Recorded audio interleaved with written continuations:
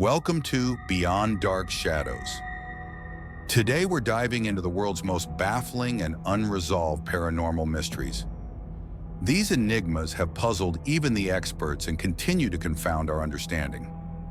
Let's embark on this journey of the unknown together, and maybe, just maybe, we'll uncover a few secrets. After this video footage was released to the public, the internet couldn't stop watching it. A young woman in an elevator, moving erratically as if she's hiding or communicating with something we can't see.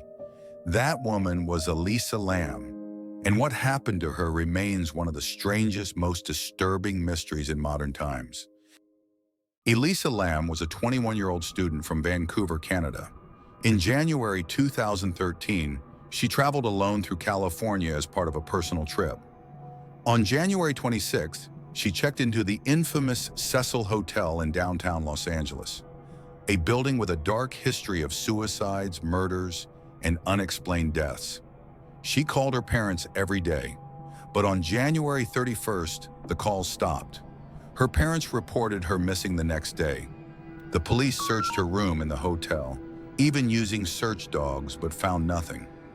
It wasn't until February 19th, over 2 weeks later, that guests began complaining about water pressure issues and a strange taste in the tap water. Maintenance staff went to check the rooftop water tanks, and there they found her body. In the days leading up to her disappearance, Elisa remained active online, especially on her Tumblr blog, Nouvelle Nouveau. Her posts reflected a mixture of hope and exhaustion. She talked about making connections, exploring the world, but also hinted at mental fatigue. Her final post was made on January 31st, the same day she vanished. It read, "You're always haunted by the idea that you're wasting your life." A chilling statement, in hindsight. Since then, her blog remained frozen in time, a digital relic of a life cut short. But Elisa Lam wasn't the first tragedy tied to the Cecil Hotel. In fact, her death is just one chapter in a long, haunted history. Built in 1924, the hotel quickly gained a reputation for violence. Multiple suicides were recorded in the 1930s and 40s. One woman jumped from a window and killed a pedestrian below. Another guest slit his own throat in his room. And then came the serial killers. Richard Ramirez, better known as the Night Stalker, stayed there in the 1980s during his killing spree. Another killer, Jack Unterweger, allegedly murdered 3 women while living at the Cecil in the 90s. Is the Cecil Hotel cursed, or does it simply attract the broken and the damned? Before she vanished, Elisa Lam documented much of her life on Tumblr. Her posts were poetic, emotional, and often hinted at loneliness and inner struggle. In her final days, witnesses said she was acting strangely around the hotel. She reportedly left strange notes in the hotel lobby and was moved from a shared room to a private one after complaints from roommates.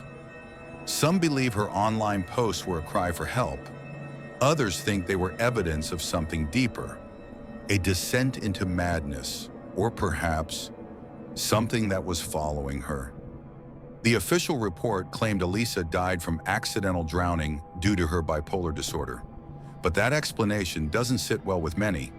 There were no drugs or alcohol in her system, no injuries, no clear way to access the locked rooftop or open the tank alone. One theory suggests she was being followed or chased by someone in the hotel. Another says she was having a severe psychotic episode. Some believe she was playing the so-called elevator game, a supposed paranormal ritual from Korea. And of course, many believe something darker was at work, that Elisa encountered a supernatural force tied to the dark energy of the Cecil Hotel, a place where serial killers like Richard Ramirez once stayed.